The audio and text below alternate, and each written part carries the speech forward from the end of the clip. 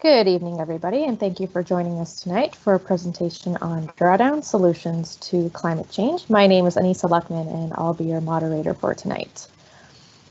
This is the second of a 5-part spring webinar series taking place on Tuesday evenings at 7 p.m. in April and May. These webinars are hosted by the Durham Environmental Advisory Committee, otherwise known as DEAC, which is a council-appointed citizen committee of volunteers who are dedicated to promoting community outreach and stewardship through various activities and projects to support environmental awareness and appreciation in the region, including educational opportunities such as these. Now, before we turn it to our program for tonight, just a quick housekeeping note. Please use the chat Q&A function for any questions you have for our presenters, and we'll make sure that those get answered.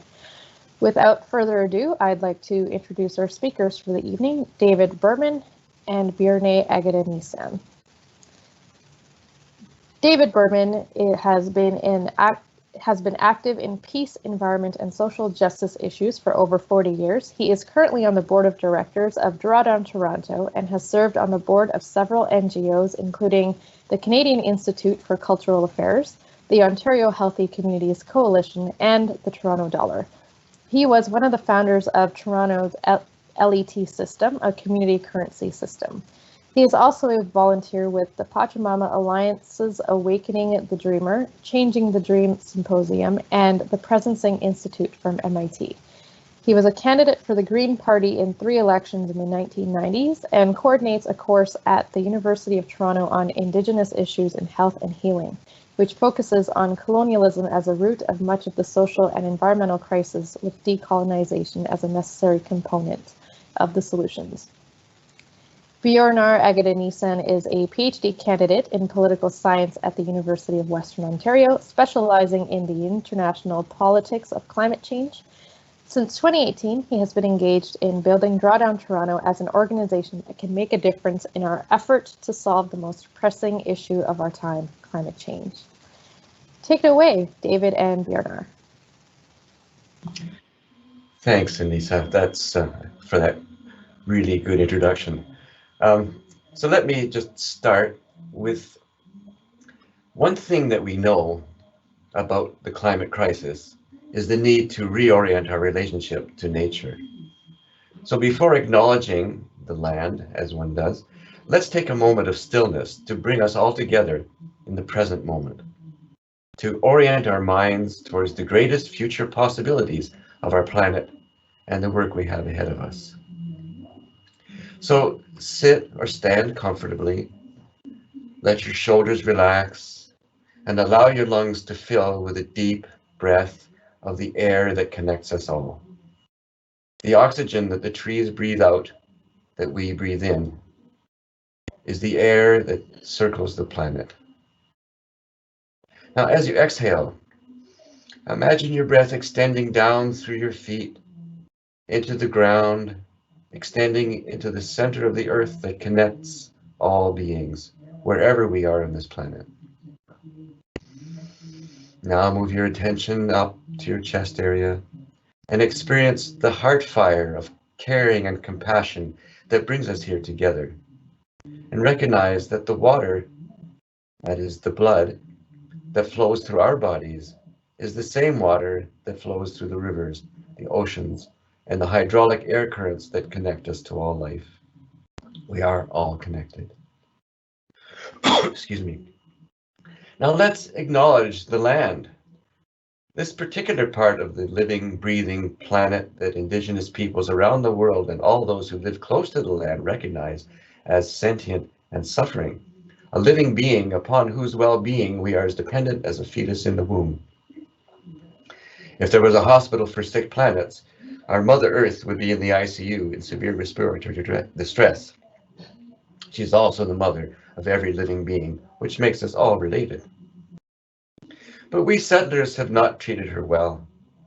We've colonized her as well as the Indigenous peoples around the world. We've treated her like an object to be controlled and exploited with no regard for the consequences. For example, in the slide that's about to appear, you can actually see the fires in California from space. It's coming up in a second.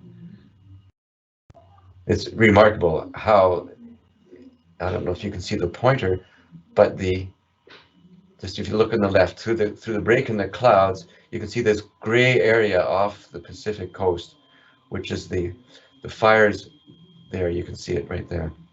It's remarkable.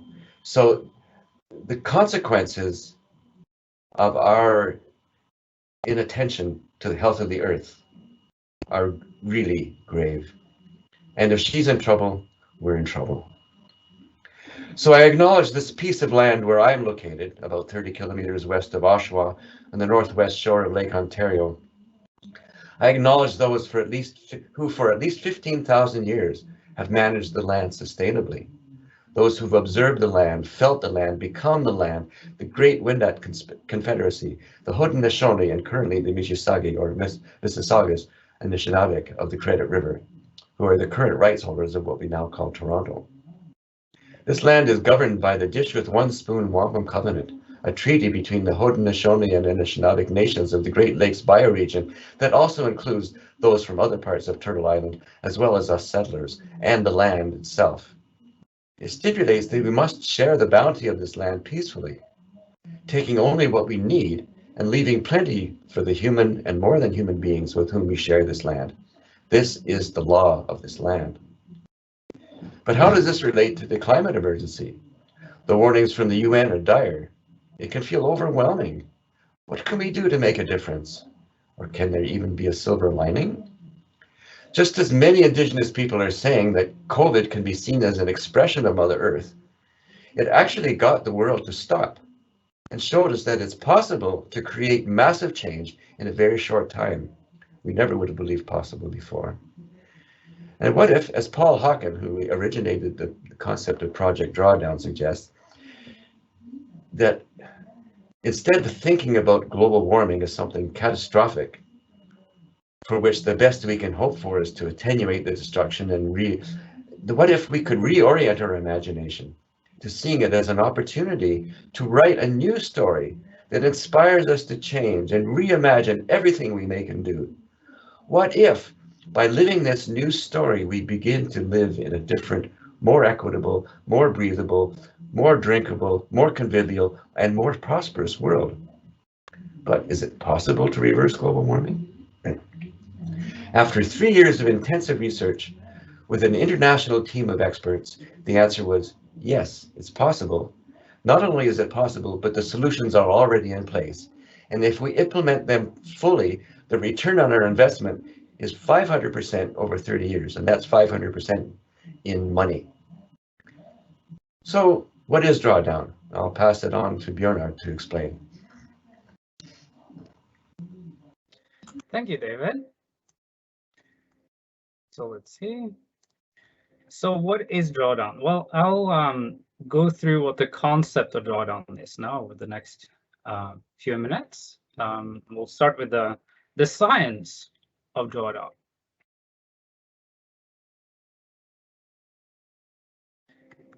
So the essence of Drawdown is that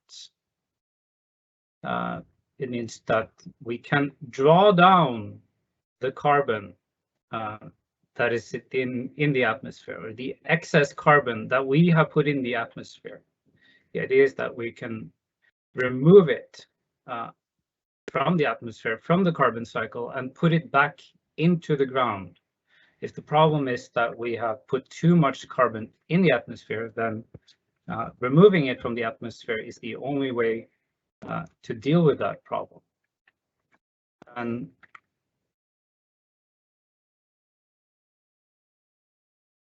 as you probably know, greenhouse gases like carbon dioxide is creating a blanket around the Earth that is trapping solar energy.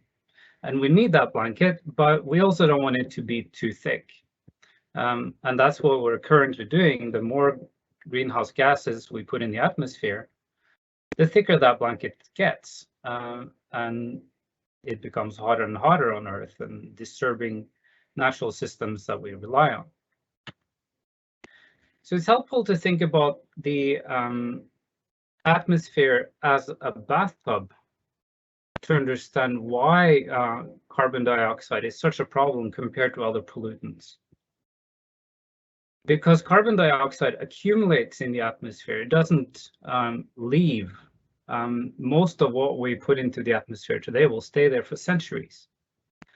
So there's an imbalance between the amount of carbon we put into the atmosphere and what is leaving, what is being removed by nature. It's quite a big difference, almost 60%. So if you think of it as a bathtub, then you think of human emissions of CO2 as the faucet and removal by nature as the drain. And as long as the drain is much more smaller than the faucet, then it will accumulate. And so the faucet is our annual emissions, and the contents of the bathtub is the accumulation of carbon. And there's another way of looking at it as the difference between carbon in and carbon out. Here's a more scientific picture produced by Project Drawdown, which shows you the different sectors and how much they contribute to annual emissions into the atmosphere. And you see that on the left, those colored bars. And on the right, you see removal by nature, how much of that carbon goes back into sinks every year. And right there, you see the problem. That's almost 60% of annual emissions that stay in the atmosphere and contribute to a buildup. So to give you an idea that drawdown is possible, I'm going to show a short video, 30 seconds. And if it will load, it will show us part of the annual carbon cycle on Earth, and how. Oh, there we go. It's a video by NASA that shows you how different parts of the world emits greenhouse gases or carbon, and as you see in October and November, the amount of greenhouse gases being emitted from the land increases dramatically. Those are those red plumes you see in the northern hemisphere.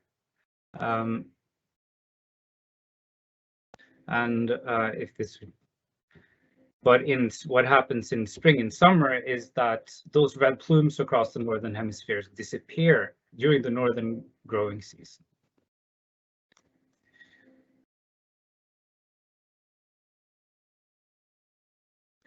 And so now I'm going to hand the reins back to David, and he will explain something about what the solutions are that we can use to accomplish drawdown, make this happen.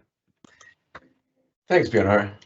So as you saw with that animation from NASA, that the accumulation of carbon during the winter, when the Earth isn't breathing it in, and is dramatic, and you can see how it's accumulated mostly in the Arctic. So we can see the mechanics of it, but let's go back to the original question. Is it possible to reverse it? So there's a book. Okay, so in 2014, in response to the dire UN predictions on climate and the consequences of climate change, Paul Hawken, whom I mentioned earlier, wanted to know if the practical solutions that are now in place are actually sufficient to reverse global warming. And so he assembled a team of advisors, an international team of more than 200 researchers and scientists from over 20 countries, to map, measure, model, and describe the most substantive solutions to global warming. So what they did is they actually scoured the peer-reviewed literature on existing implemented solutions to global warming, and they mapped and modeled them according to the amount of carbon reduced, the cost of implementation over the 30 years that they projected to 2050, and the amount of money saved. In other words, they did the math, and they're the only ones to do this at a global level. So the answer is it possible? Yes, it is. Good news. Scaling up is what is needed, because if they're scaled and implemented widely, they can actually reverse global warming. And so this book that you see, the most comprehensive plan to ever propose to reverse global warming, well, yeah, it's the only plan at a global scale. But more than a list of solutions, what was identified was a complete change of direction, from slowing down warming to an entirely different story of how we relate to the world. In other words, what kind of world do we actually want? So the framework for Drawdown really focused on three main areas. As Björnar suggested, we have the sources of carbon, which is the faucet that you saw in the bathtub, and sinks. So the sinks are what nature does all the time. In other words, she breathes carbon in the summer and breathes it out in the winter, and it's supposed to be in balance. The drain and the faucet are supposed to be the same size. Well, they're not. So our job is to reduce the sources to zero, stop cutting down the trees, build up the forests, the wetlands, the agricultural systems, regenerate the soil to pull carbon out of the atmosphere. But we also have to improve society. We have to reduce inequality, because when there's immense poverty in the midst of plenty, that's when you get migration. That's when you get people who do what they need to do to survive, which means often encroaching on the sinks, on the forests, and so on. So the research process was a comprehensive database of solutions, and for each solution they collected and analyzed the data on how much they contribute contribute to or reduce or remove carbon, as well as their financial costs and savings compared to business as usual. The method was meticulous because they wanted to make sure that they avoided any duplication that might exaggerate or distort the results. So the result was actually quite conservative. And they found these three main sessions, then: reducing emissions, enhancing sinks, and increasing social equality. But even if we reduced emissions to zero, that wouldn't be enough, because as Björnar suggested, the CO2 remains in the atmosphere for a very, very long time. So we really do need to open the drain, unblock the drain, let the carbon into the ground where it belongs, which is what nature does. So especially empowering women and girls, I think, is really an important part of this puzzle, because, well, think, the best run countries in the world, they're run by young women. It makes sense. Think of New Zealand, Norway, Finland. Okay. Now what they did is they divided the results into sectors to make them easier to manage and to get our minds around. So we have things like electricity production, food and agriculture, industry, transportation, and so on. And what they did with these sectors then is they looked at their relative contribution to warming. So here you can see, for instance, the electricity production. You can see that there are, it's quite large compared to the others, and it includes both increased production and greater efficiencies. And these subcategories also are ways of part of their analysis that are very, very detailed.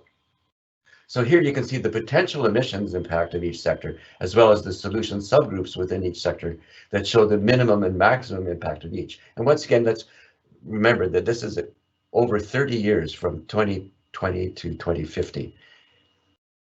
So let's look at some sectors, some solutions that are applicable to Southern Ontario. For instance, electric cars. Okay, 16 gigatons of carbon reduced from the atmosphere over 30 years, with a lifetime savings of almost $22 trillion compared to business as usual. That's vast. Let's look at the next one. Temperate forest restoration. So if we can restore our forests, the forests that are around us that have been degraded over the last 150 years, if we can regenerate those, we're looking at 28 gigatons. These are metric tons of carbon over 30 years. Now that's impressive.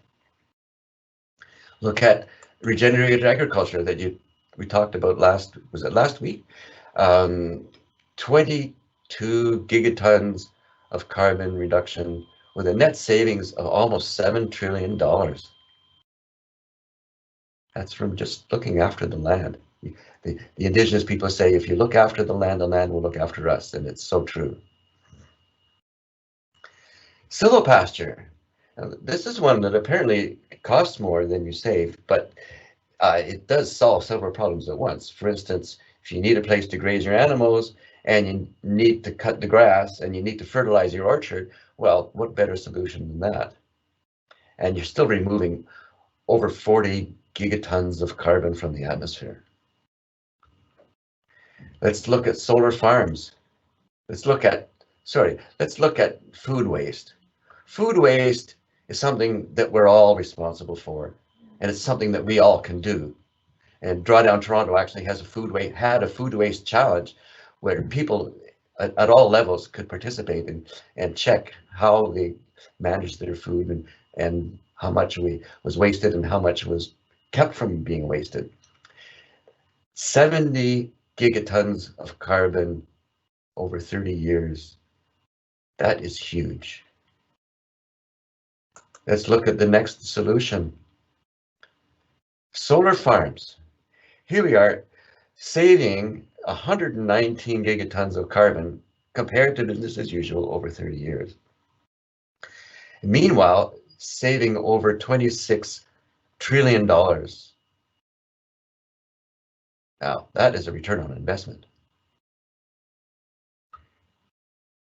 So, let's look at onshore wind. Wind power.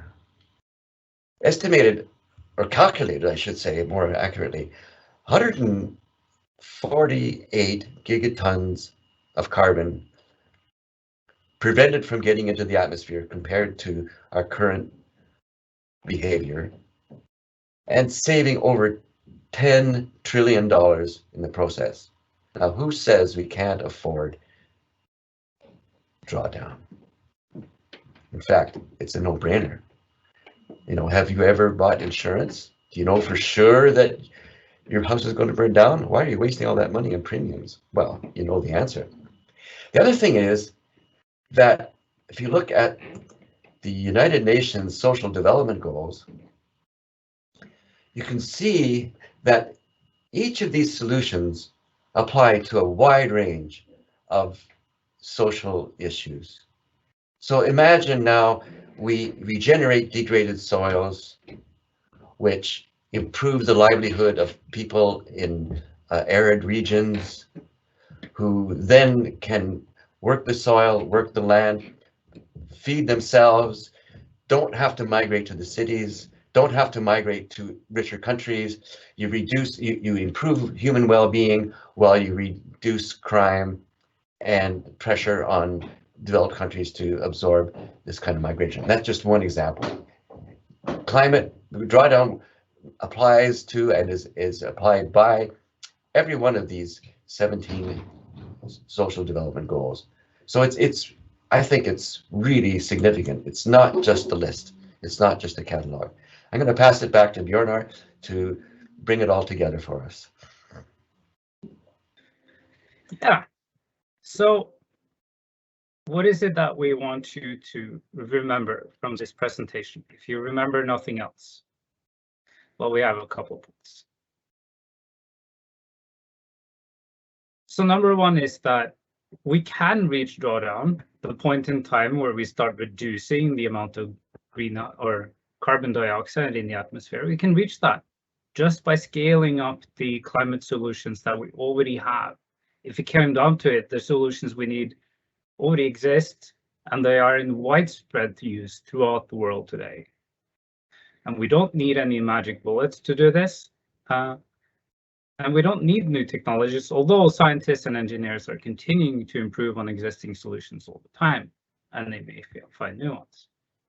Number two, most climate solutions reduce or replace the use of fossil fuels. And that's what we tend to think of, or have tended to think of, as mitigation, reducing the sources of emissions.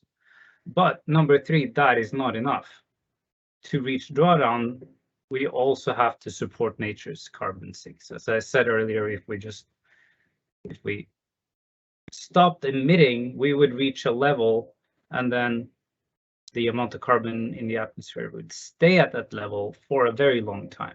So if we want to pull back to reduce the amount of carbon and to reduce the thickness of the blanket, to make it a little thinner and to make it a little more comfortable for ourselves, we have to pull carbon out of the atmosphere. Nature will do that for us if we just let her. Maybe give her a little push, plant a few trees here and there, stop destroying wetlands. On a global scale, we need all the available solutions, the ones we have presented and all the other 80 or so solutions that Project Drawdown have come up with. We can't cherry pick. And Project Drawdown has tried to model a realistic balance between the different solutions. For Canada, for Ontario, for Durham, what the solutions are is going to be a little different, but there will be solutions from that list that will be applicable here, and we just showed you some of them. Number 5, and this is really important, that climate solutions can have enormous co-benefit. That means benefits beyond just fixing climate change or solving the climate problem. It can fix and help with other pressing social issues as well, reducing poverty, increasing mobility, creating better equality, fairness, and justice, and just for everybody, creating a better quality of life with less pollution, with less stress, perhaps. So, and finally, number 6, perhaps the biggest co-benefit of all is that the financial savings overall from implementing drawdown solutions vastly exceed the cost of doing so. And that's compared to business as usual or just continuing to doing what we are already doing. If we do that, it's going to cost us a lot of money over the long run. Of course, one of the main arguments for not doing anything is that we can't afford it. But I would say that, put it the other way around. In fact, we can't afford not to do this. Not just because climate change would eventually cost us a lot of money, but because a lot of these solutions are economically more effective, more efficient than these solutions that we already have.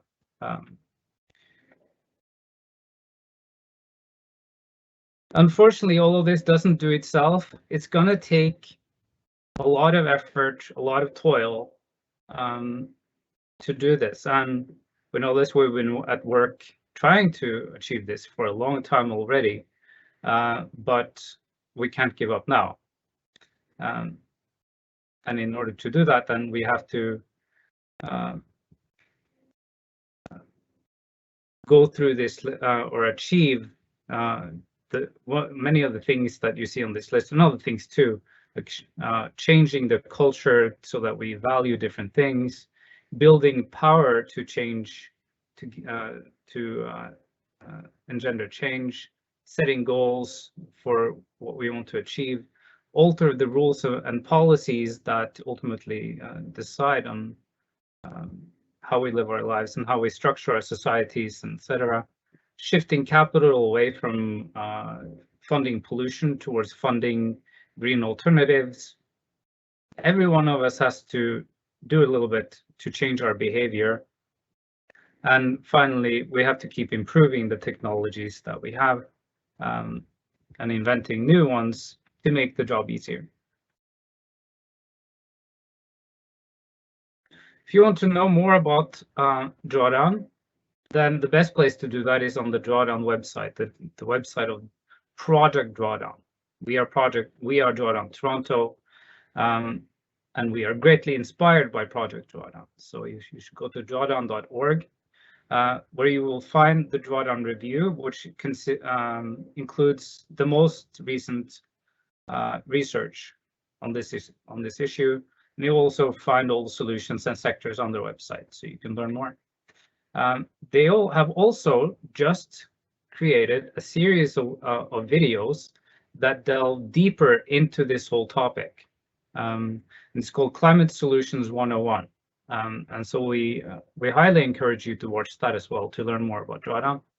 And we're going to show you a 1-minute trailer for this now, and just pray that the sound will work and everything. You never know. Let's see.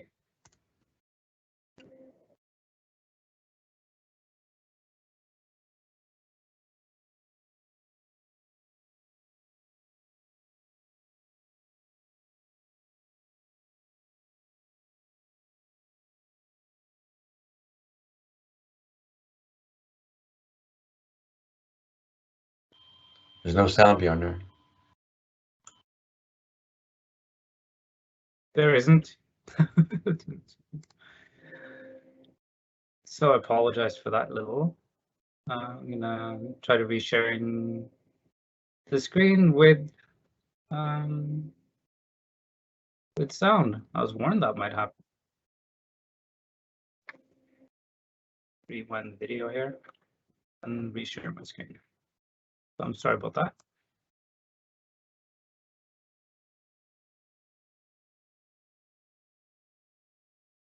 This is a little toggle that I forgot to press. Share the right window.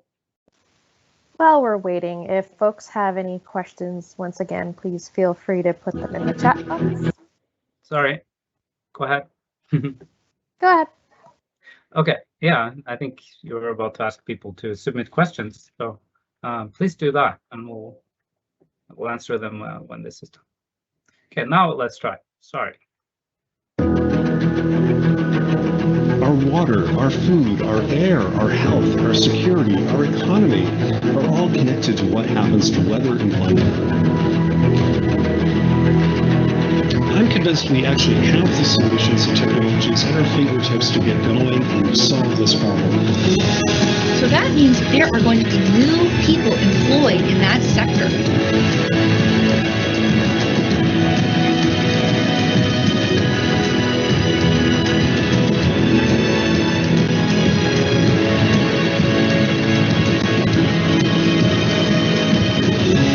To build the future we want. It hasn't happened yet.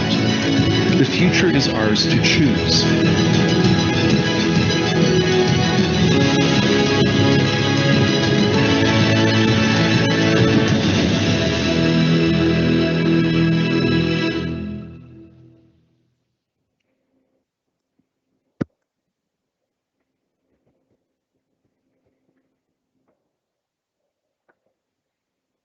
So what if this is all a great hoax? What if we're doing this for nothing? Well, there are a whole lot of other benefits to climate solutions. So I don't think we need to regret anything if we do this.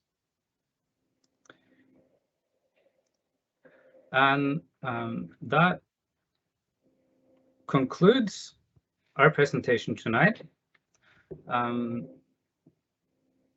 And we hope that we have been able to give you a little bit of optimism.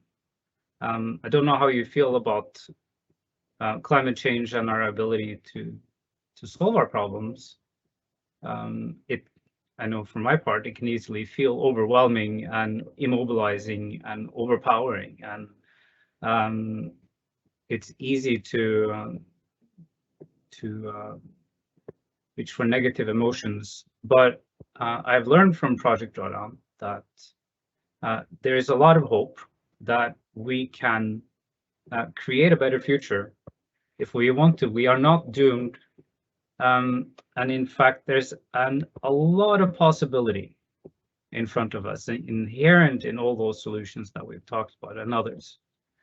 And so we hope that you will take that away from this presentation, that you think about what solutions are relevant for Durham. What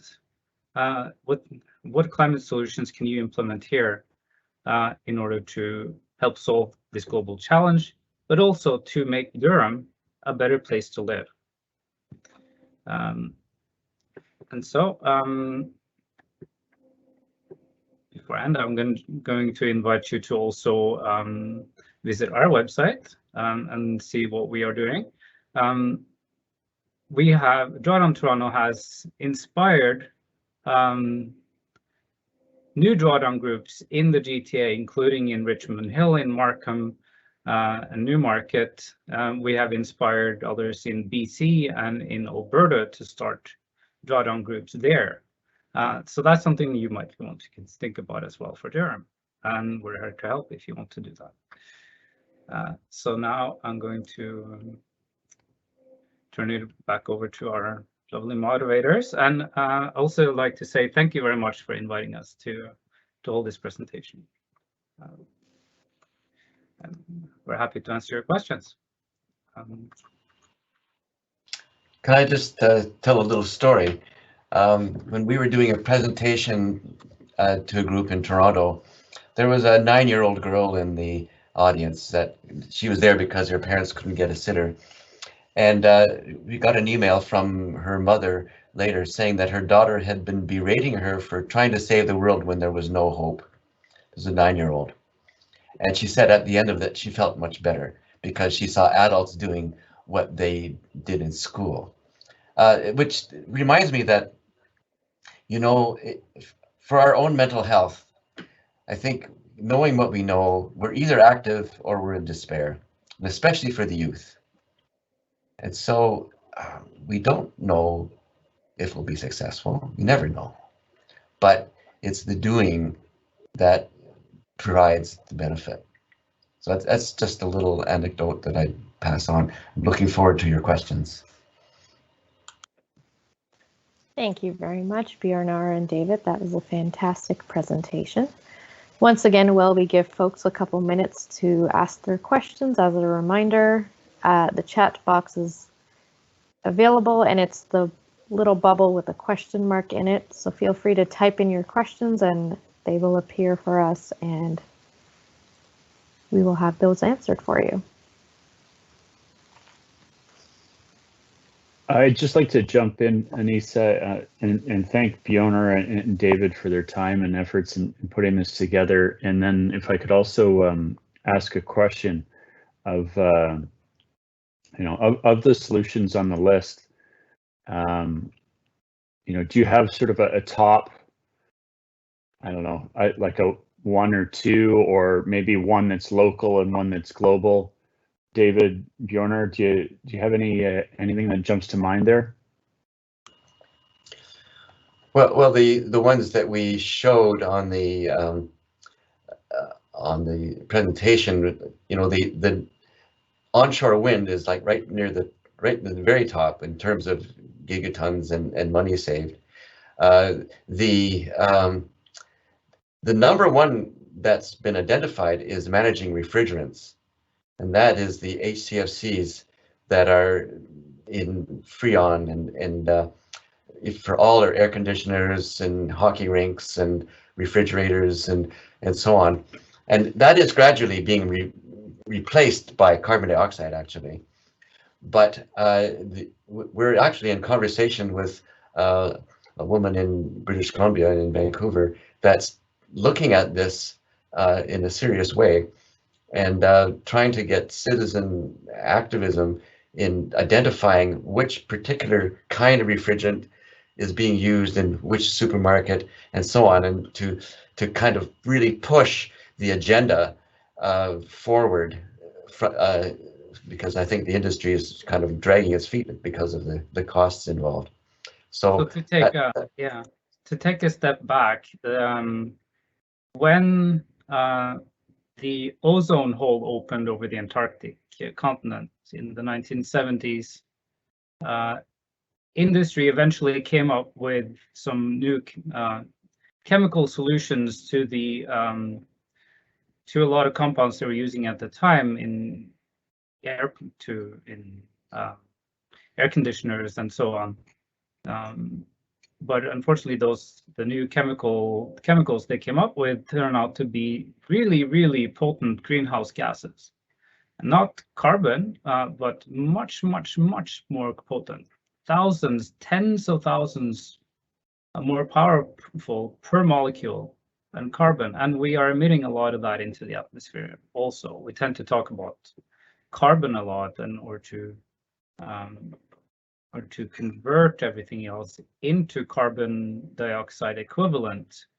But in reality, we have to reduce a lot of the other sources too, especially the refrigerants that are leaking out of air conditioners and coolers and fridges and freezers everywhere, including across Canada. And so that is one of the biggest solutions there are, including here. Can we think of a global solutions that come to mind, but not necessarily for Ontario? Well, rainforest is one. Rainforest, yeah. Protecting the protecting the rainforests is a big one, and you know that the rate of the rate of deforestation in the Amazon basin, for example, has accelerated over the last few years, and in addition, that it's threatened by forest fire. So, so that is a major one. I mean, things like mangrove swamps, Yeah, mangrove forests on the tropical coasts, which are huge beneficiaries. I mean, is a great benefit to fisheries, to fish production. What's the right word? Where the young fish develop, and yet they're being cut down for shrimp farming and much more immediate profits that way. As I was mentioning earlier, that this whole paradigm reminds me of a cartoon I saw many years ago, where there was a hold up mugging, and the punchline was, "Take my life, I need my money," which I think summarizes the whole thing.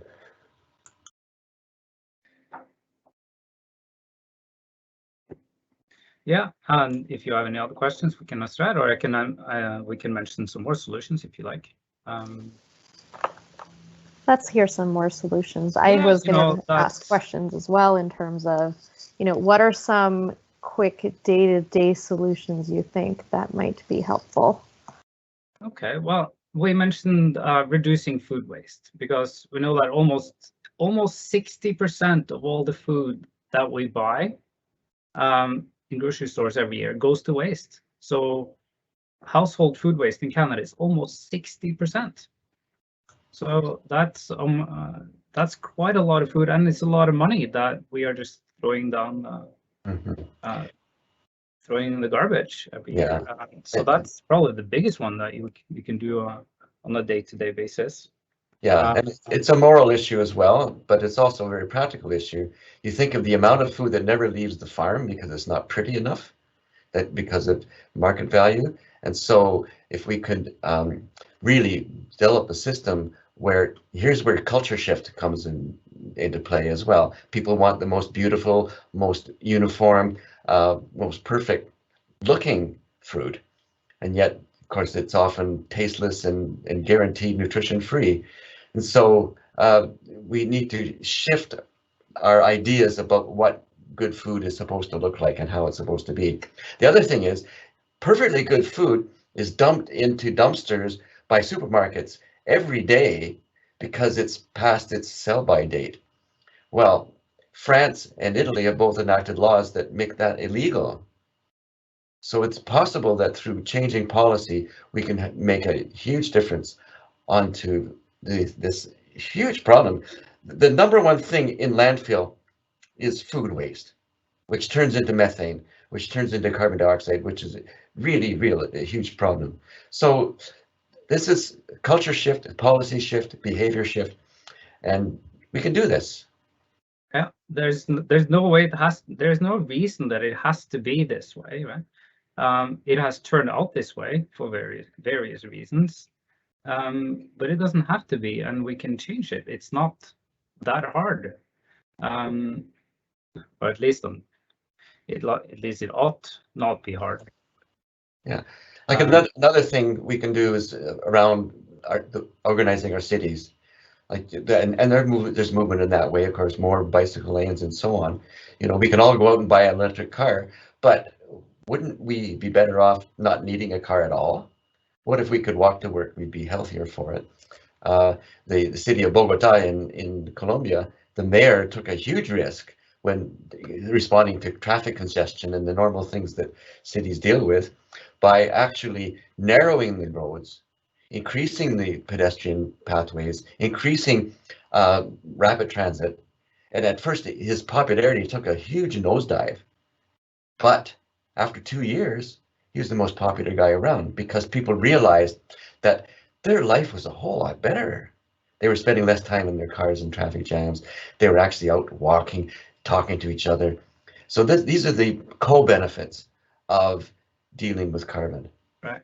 And we realize that active transportation, walking to work is not going to work for everyone, but that's the case with all the solutions on this list. Not everything is going to work for everyone, and if you live in a rural location in Ontario, then the solutions that are relevant to you are going to look a little different, and you're probably going to be relying on fossil fuel for your car and for other things for a little longer than people who live in cities, and that's okay. The main thing is that we move there in the end when the technology and the infrastructure and everything is in place for us to change to cleaner alternatives, for example. But if you live in rural Ontario, as I said, there will be other solutions that we talked about that could make a major difference, including creating more sustainable conditions for farmers, and helping farmers getting away from industrial agriculture and a cycle of being squeezed for more and more money every year by the buyers of food and supermarket chains and urban consumers who want cheap food. So a lot of solutions concern how to do agriculture better and more sustainably. I heard Bill McKibben speak last fall? No, it had to be over a year ago, where he was talking about every farmer from Saskatchewan all the way down to Texas, who may be as politically right-wing as you can imagine, but they're all practicing regenerative agriculture because it's not for ideological reasons, but because by improving the health of the soil, they're producing their productivity, their crops are more pest resistant, more drought resistant, and they're saving money. It's actually an economic reason that they're doing it purely, but it's also increasing the health of the soil. And even from our perspective, even more importantly, healthy soil pulls carbon out of the atmosphere. It absorbs water, it retains water. I'm sure you went all through that when Jay was talking last week, but it's incredibly important it's why the world is alive. The life of the earth takes place in the soil and the atmosphere and in the water. But when the earth is alive, then it is sustainable, it's regenerative, and there's so many examples of I know John Liu, who's a photographer and an environmentalist, who's documented some incredible transformations from desert conditions to vibrant productive conditions through just water retention, regenerating the soil, bringing the bacteria back. In fact, there's a couple in Alberta and Calgary. They were engineers in the oil industry, and after watching a 3-minute clip, okay, good. I'll get that. That's good. So I just finished here. After watching a 3-minute clip about greening the desert in Jordan through permaculture, they quit their jobs in the oil industry and they started promoting permaculture in Calgary and around the West. So it can be done very powerfully. Okay, yeah, we have a question. Yeah, so the question is, in terms of food, how about change in diet towards more vegetarianism, lessening our impact overall by less meat and livestock farming? Well, plant-rich diets is one of the drawdown solutions. And in the most ambitious drawdown scenario that we've been using numbers from, it's the number 4 solution on the global scale. So reducing the consumption of meat, not cutting it out entirely, but increasing more plants into our diets is the number 4 solution over the next 30 years. And so if we all introduce a couple of more meals of plants a week, we can contribute to avoiding more than 90 billion tons of carbon emissions over the next 30 years on an annual basis. So there's no doubt that we should all eat more plants. It's also healthier to reduce the consumption of meat. You'd be surprised by how little meat that the body actually needs on a daily basis to get by. That's not to say that we can't enjoy some of it. Enjoy meat and eat meat. Yeah. But the point is, we shouldn't eat so much. And by eating less meat, we also can create less pressure on agriculture, on the soil, on our farms. And we're using less resources on cattle farming, especially chickens, and contribute to enormous pressure on agricultural systems and enormous environmental damage. Yeah. So there are many benefits to. Yeah, if you think of the acreage that's devoted to growing crops for animal feed, it's really a no-brainer because the amount of water and the amount of land and the number of kilograms of grain that's grown to produce 1 kilogram of beef, for example, is enormous. The distortion is huge. And so if we use part of that land to feed humans, then and reduce the amount of land that's used to put animals into feedlots, which is actually hugely destructive and produces immense amounts of carbon pollution as well as water pollution. We can shift that around. If we move more towards family farms, small producers, and got rid of the huge factory farms, all of our lives would be a whole lot better.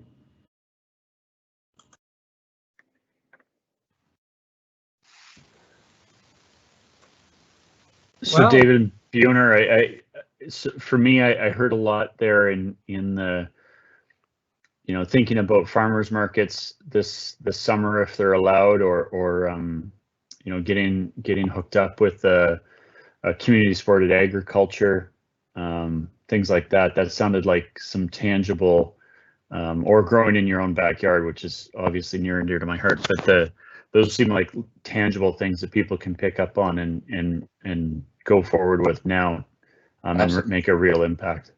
Yeah. And we're super fortunate around here that there's places like Headwater Farms and a number of other places that are practicing regenerative agriculture, and we have the website Eat Wild that you can get hooked up with high quality grazers that are sucking carbon back into the ground.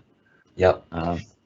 Yeah, and you're fortunate that you live close to where food is produced. Of course, it's possible in an urban setting too, but it's not being in practice. It's not being done. But urban farming is growing. I just learned this week that Ryerson University has vast urban farms on the rooftops. So up 16 floors up, they got this great vegetable production system that's supplying low-income families, and it's part of their program. So for everything from engineering to plant science is involved with the production, and also in Montreal there are 2 rooftop urban farms that I know of that are producing for the local neighborhood, and so they're highly productive, highly profitable, and we should keep on pushing that more and more. Yeah. Right on. Yeah, I didn't know that about the school. We have some work going on out here at Durham Tech as well. Some great greenhouses and open fields going on. That bistro restaurant pulls from them as well. So I think there's an endless opportunity of what we can do, and once again, it's the imagination. And this is where I think the media come in. You know, you think of the culture shifts that have taken place within the last 30 years because of portrayal on television and in film. If we get the producers, the playwrights, I mentioned the heart at the beginning. The idea gets translated into action through the heart, through the arts, through the emotions, through our cultural feeling of belonging in a certain place, of what is right and what I can get involved with, where I can see myself rather than I can't imagine myself. So I think this is where change takes place. I'm convinced of it. All right. We talk a lot. No, I'm really interested in the discussion. I don't see any further questions. We can either continue this discussion or end right here. Well, I can go on forever. We could go on, but I think, yeah. Well, of course, if any of you want to get in touch and talk about this, you're more than welcome to. We're happy to continue the conversation after this. So, thanks very much, guys. Are there any next steps? Any more conferences or webinars or anything like that that's coming up that you're aware of that you would want to share? You want to point us to? We don't have anything on our agenda right now. I think. We're connected with Climate Fast, who are many webinars, and so we're co-hosting them. One thing though, if any community group wanted to do an introduction or a workshop, we were more than happy to jump in and help out. And as David, you mentioned that we are in conversation with someone from BC about an initiative to reduce emissions from refrigerants in Ontario. So we'll have something about that on our website within the next few weeks. And that's how this is being imagined, is that we are inviting people to play detectives and go to their grocery stores and convenience stores and find out what kind of coolers and refrigerators and freezers they have in their stores, take pictures of them and identify what kind they are, and then upload that to a website where they have a maps. So we're crowdsourcing which stores are still using these pollutants, these high impact greenhouse gases, and which are not, of course. So you can find out if the grocery store near you is responsible.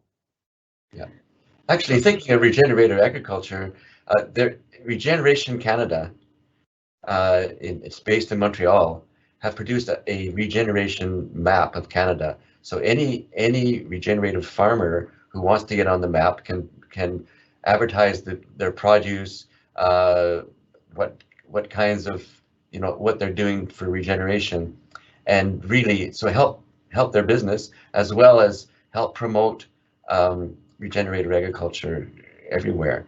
So just check out Regeneration Canada. I think it's a super site.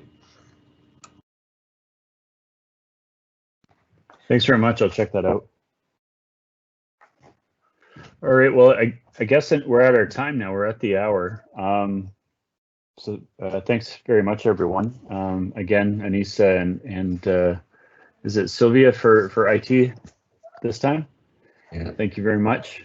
Anissa, if there's any other closing comments, over to you. Thanks, Jay. I just wanted to thank Bjornar and David for joining us tonight for a very fantastic presentation. We will have the recorded version available online shortly for folks who missed it. And thank you once again. Thanks so much for the opportunity. Yeah, thank you very much again for inviting us. We're always happy to talk about the Drawdown message. Fantastic. And good luck with all your efforts. Thank you.